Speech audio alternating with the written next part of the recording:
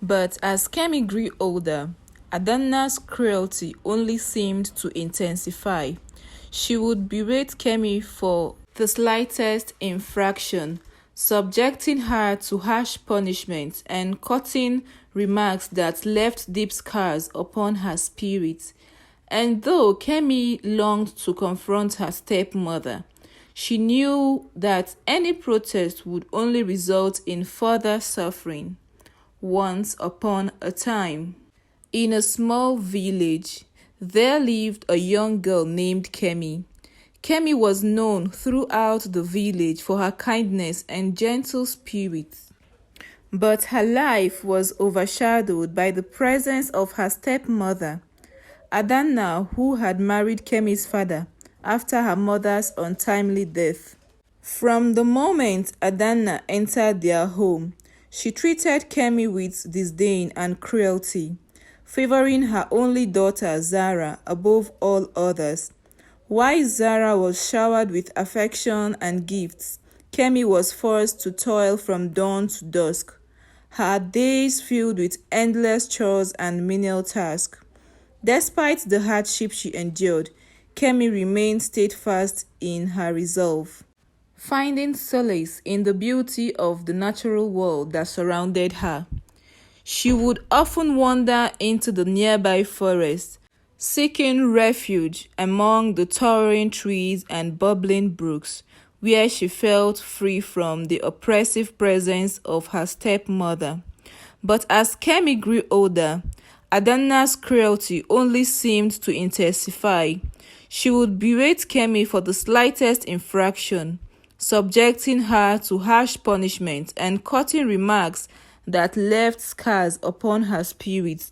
And though Kemi longed to confront her stepmother, she knew that any protest would only result in further suffering. As the years passed, Kemi's only comfort came from the kindness of her animal friends, who would often visit her in the forest and offer words of encouragement and support. Among them was a wise old owl named Oba, who had watched over Kemi since she was a child, guiding her through life's trials with his gentle wisdom. One day, as Kemi sat beneath the shadow of a towering baobab tree, Oba appeared before her, his golden eyes filled with concern. "My dear Kemi," he said, his voice soft as a whisper, "your stepmother's cruelty knows no bound, and I fear for your safety. You must find a way to escape her grasp before it's too late." With a heavy heart, Kemi nodded, knowing that Oba spoke the truth. And so, under the cover of darkness, she gathered what few belongings she could carry and fled into the night, leaving behind the only home she had ever known, in search for a better life. For days, Kemi wandered through the wilderness, her heart sore and her spirits low. But just when she felt that she could go no further, she stumbled upon a cottage nestled deep within the forest, its windows glowing with a warm and welcoming light. Hesitant but hopeful, Kemi approached the cottage and knocked timidly on the door. To her surprise, it was answered by a kind old woman named Mama Ayodele, who welcomed her with open arms and offered her food and shelter for as long as she needed. Grateful for Mama Ayodele's kindness, Kemi settled inside her new home, helping with chores and tending to the garden with a renewed sense of purpose. And though she missed the companionship of her animal friends, she found solace in the quiet rhythm of life in the forest, far removed from the cruelty of her stepmother.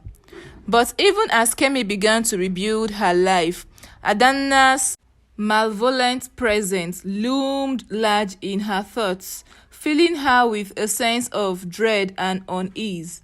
And so, with the guidance of Mama Ayodele and the support of her animal friends, Kemi vowed to confront her stepmother once and for all.